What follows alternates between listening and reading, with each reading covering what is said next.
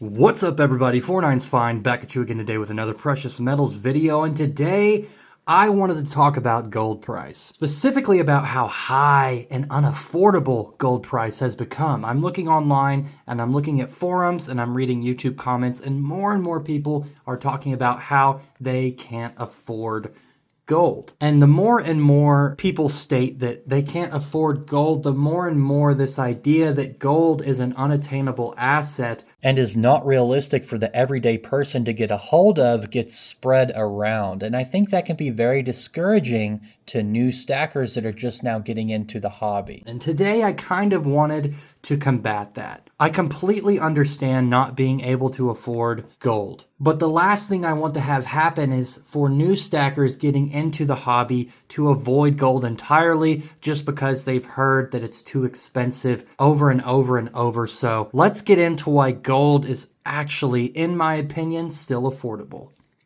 Let's talk about it.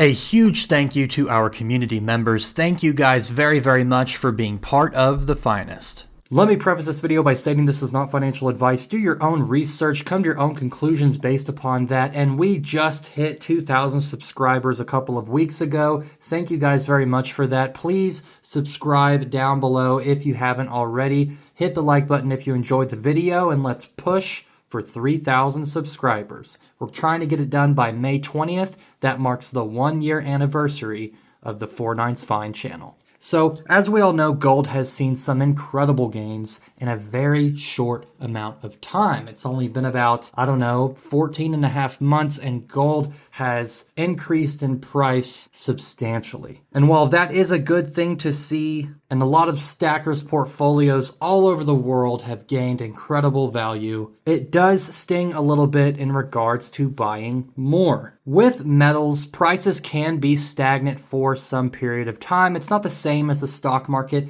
Metals do tend to move sideways with little gain for extended periods of time, and I think we get attached to those prices. I think we get attached to $230 1/10 ounce pieces. I think we get attached to $2,000 1 ounce pieces. And while it is nice to be able to pick up these pieces at a cheaper price, I think we kind of need to zoom out a little bit. The way I look at spot price increasing is this. If it's something that you feel is too expensive to get a hold of, or it's always too much to get a hold of, I think that is a huge reason as to why you should try to get a hold of some. And for me personally, as I embark on my stacking journey, I haven't been doing it for very long, so I'm still learning new things all the time, but I do have to remind myself that this is a marathon. It is not a sprint. If I had been stacking for several years and I got very used to being able to pick up a 1/4 ounce every single month, and now I can only afford a 1/10 ounce every single month, I don't think that there's anything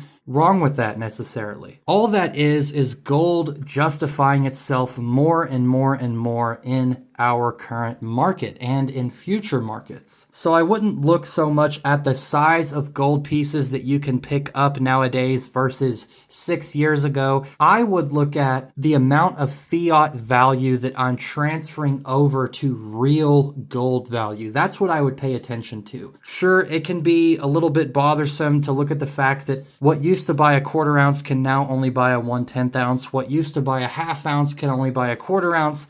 Yes, that can hurt a little bit, but you've got to remember what you're exchanging is a certain amount of fiat dollars for something that's going to appreciate over time. So I think the idea that gold is unaffordable is something, I just feel like we're looking at it wrong. So I think that's important to keep in mind. What we're doing is we're transferring a certain amount of fiat dollars into something that is real and tangible and that we can hold privately in our hands that will also appreciate over time. I think maybe sometimes we get fixated on the size of the coin. Obviously, a half-ounce piece is much more satisfying to hold than a 1/10 ounce piece, and a 1 ounce piece is amazing to hold in your hand. And that's all great, but we've got to keep in mind, what is it exactly that we're doing? We're transferring a dying form of value that inflates over time into something real that has true value. So if you're a stacker that used to be